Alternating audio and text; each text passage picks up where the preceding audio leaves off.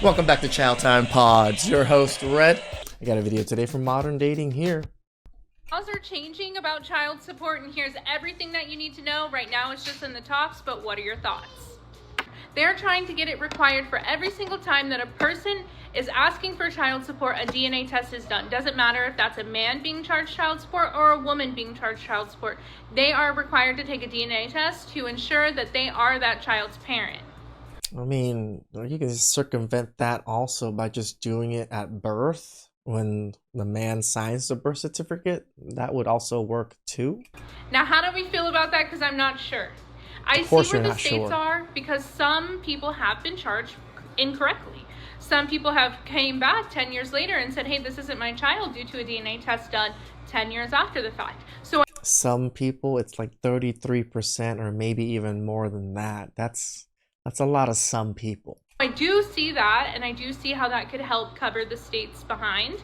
I do see where it's going to cause some kids some trauma, because what if they find out then? But then what if it saves people money? I'm like on... Saves who money? Why are you saying people money?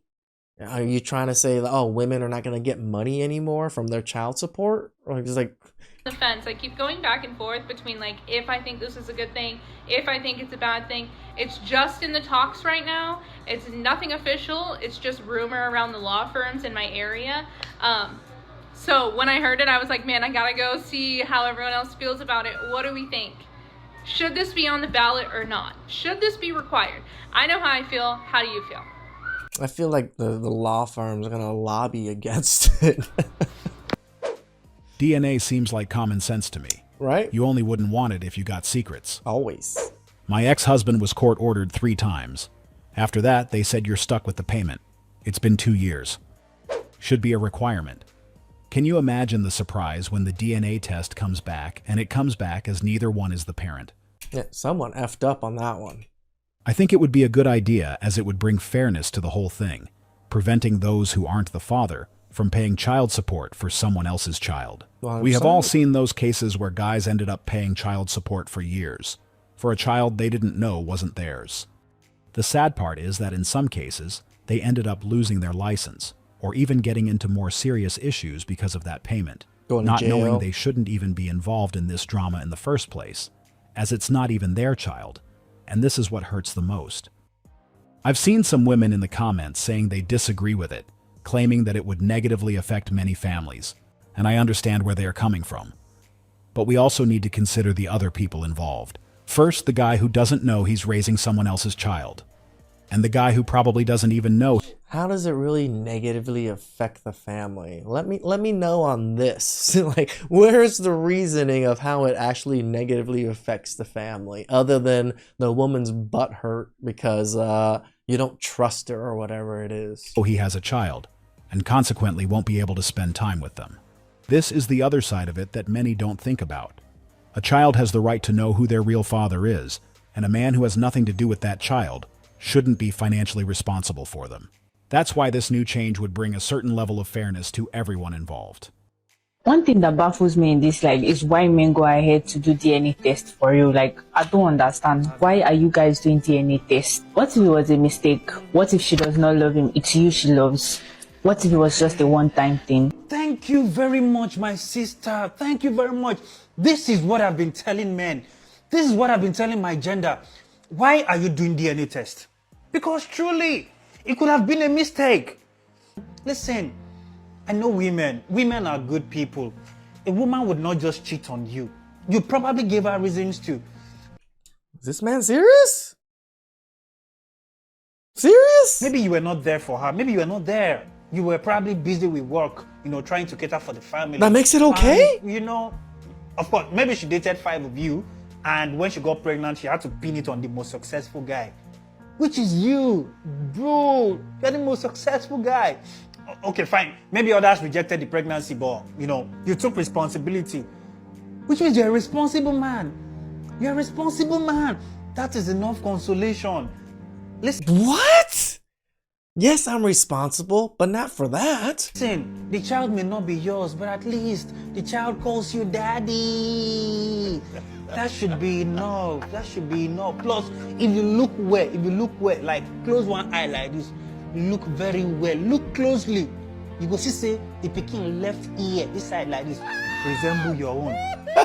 That's just enough. I took the DNA test by mistake, and she is in her father's house by mistake. What if the baby was swapped in the hospital? It happens. It does. And allow me to do DNA by mistake. I will ask my lawyer to prepare a divorce paper by mistake. I'm watching this video by mistake. I hope you guys noticed that he was joking. I believe he was. There was just no way. As for the woman who made that comment, this is the only thing she can't say in this type of situation. You can't talk about mistakes and still claim that you love your husband when you decide to do something like this. The funny part is that usually those who already know there's a possibility that the child might not be his are the first to create drama when the guy asks for a DNA test. That's just a strategy to make him give up, so the truth doesn't come out. And many of us have seen that play out before. In my opinion, anyone who has a valid reason to doubt should get the clarification they need, because if they don't, that thought will remain stuck at the back of their heads. I don't even think if you need some kind of like validation to be doubtful or anything. You just want to make sure. I feel like that alone should be enough. I'm not doubting you. I just want to make sure it's my child. What's wrong with that, right? And over time, it will start to negatively affect the relationship. It's not about being suspicious for no reason. It's about having peace of mind and knowing where they stand. Also, since she said it could be a mistake, then she shouldn't have to worry about the DNA test, because it's also going to be a mistake. It's that simple. She can't be upset about it because just like she said, it wasn't intentional. The trending topic is getting a DNA test even if you're married. Men believe that if your wife have a baby or your girl has a baby, you have the automatic right that that DNA test should be done as soon as that baby is born. Me personally, I ain't got a problem with it because I understand how the world works and there are some grimy people out there, right? Yep. And I know some women are gonna be like, oh my God, that's so rude. How dare you question my loyalty? I've been loyal to you this entire time. First off, the same way women go through things and women want men to respect that, why can't y'all respect it and understand that men go through things? And this is one of those where a woman will say he's the father when he really isn't. And now this dude wasted 10 years raising a child that's not his. And now the correlation I'm about to make is crazy and wild, but it makes sense in my little head. Okay, let's go. If you believe you should go through your partner's phone, as a woman, if you think, hey, if I'm in a relationship with you, I should be able to check that phone whenever I want, I think as a man, that man should be able to DNA test that baby, married, not married, whatever it is, as soon as it's born. I see where you're coming from, and I actually agree with the analogy. When it comes to this subject, I think anyone who has reason to doubt should do it. It will be in the best interest of both. I don't care how loyal you are, because that man could be just as loyal and never be cheating. But since you have that curiosity and you want him to respect that, so he gives you access to that phone, that man should be able to get a DNA test on a baby, no matter how loyal you've been. What he said made sense. It does make sense. And I think nobody should have any issues with those statements. If a guy has some doubts and just wants that assurance, it would actually be in his wife's best interest to embrace it. It would prevent unnecessary drama later in the relationship. If this simple step can help solve future misunderstandings, then why not? I know some women often disagree with it, as it implies that they've been unfaithful, but if he had reason to doubt, it can't be ignored. It's probably because they were unfaithful. They should acknowledge that this kind of situation does happen, and it's not as rare as people think.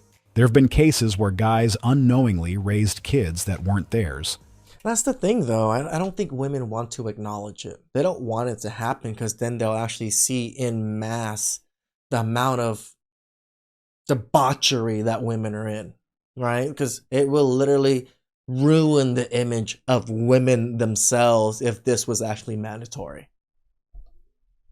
And in the long run, the truth came out in the most painful way.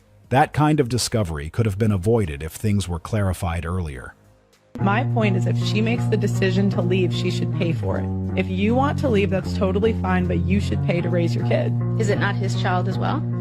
And he should pay for the time. That's why I said 50-50 custody off the bat, no child support, no alimony. So she gets to take on all of the childcare responsibilities, but he doesn't have to like pay anything. He doesn't have to have any I didn't say buy-in, all. I said 50-50 custody. He should have the kid half the time. but doesn't have to pay any money towards it. No, he should pay for the Again, 50-50, that means I'm taking care of 50% of the bills with the child. They just love to always go, wait, you don't pay for anything? He has the kid 50% of the time. He pays for 50% of the things. It makes sense. kid when the kid's at his house. Okay, and so the majority of the time when the kid is at the mother's house, he doesn't have to be involved in any way financially? No, she should pay for it. She has a job.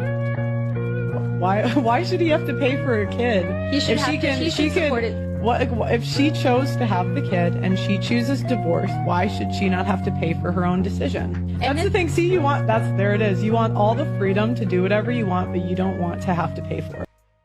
What is the part of shared custody equally that she didn't understand? Why would a guy still be required to pay for the expenses when the child is with the other parent if both spend the same amount of time with the child? Correct. She was so focused on the idea of child support that she completely missed Pearl's point. Pearl clearly said they would split custody equally, and That's the thing, right? They don't care about anything else other than the money transfer from that man to them. That's what they see child support as. They don't see it as actually child support. It supports a child. that each parent would take care of the child's expenses when the child was with them. That seems like a fair approach because both sides would have equal responsibility and involvement. It seems like makes she doesn't sense. really understand the purpose of child support and when it should be paid. From her explanation, it sounded like the father should always be the one paying regardless of the arrangement. And that's Shout out to probably why Tennessee. she couldn't understand where Pearl was coming from. She kept repeating that everything would be shared equally. So in that situation, the mother shouldn't expect to get any payment. Even in that situation, I think the father's still going to pay more. He's probably going to pay for the full healthcare benefits if he has a good job, or pay for a lot of other expenses, like right off the rip. Yet that woman wasn't accepting it. All she could focus on was the assumption that her child's father must make some payment no matter what. Kids have not eaten in 5 days. It is the taxpayer's responsibility to take care of my kids. Trump done cut them food stamps off. Oh, they say 2 million is getting cut off this month for the scamps. I'm about to go find out if I'm in that number, in that ratio. It's been day 5 and I have not received no food stamps. My disability checks is on hold. My cash benefits is not coming no more. They're still pending. It is the taxpayer's job to pay for my kids to eat and for my kids to be taken care of. I have over 2,000 followers on TikTok and I can't get not one person to send me 50 cents. If you're watching a video and you can't send me nothing, I'm blocking you. Yeah, it's a tough situation to be in. Yes, some people do need help while others been taking advantage of the system. What are your thoughts in this situation? The first woman in the video is completely wrong. It's not the taxpayer's responsibility to Hell take no. care of her child. I mean, I can actually understand some of the arguments. It's like, like children's lunch for schools. Like, we live in such a rich country. Why not provide it for the kids? That is something that a luxury or a benefit that we can provide our kids, right? I don't think it's that detrimental to provide kids with lunch when they're at school. Everyone faces challenges at different stages in life, but expecting others to permanently take your responsibilities doesn't make sense. This system was created to temporarily help those in difficult situations, not to become their lifelong source of income. The thing with social services is that some people don't understand that it's not meant to be their permanent income.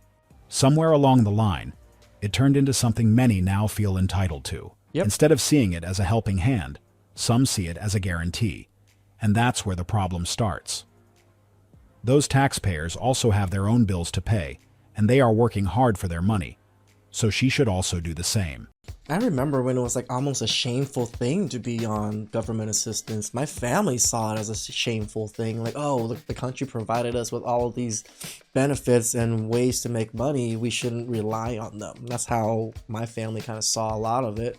And most of us weren't on government assistance. I believe I say my family was when we first came here. We didn't make enough income, and then my mother gave birth to my sister, And they were like, oh, you know what, just take the food stamps just to help you out with the kids. So I was like, okay. But my father felt so ashamed. I've even said this, like, he would literally go like multiple cities away just to collect his food stamps package card. There used to be like a package full of like fake dollars and stuff. And he would go so far because he was so ashamed of anybody seeing him collect that money. That's how a lot of us felt back then. Now, the entitlement is crazy. Please like, subscribe, comment down below. I really appreciate that. And I'll catch you guys next time. Ciao.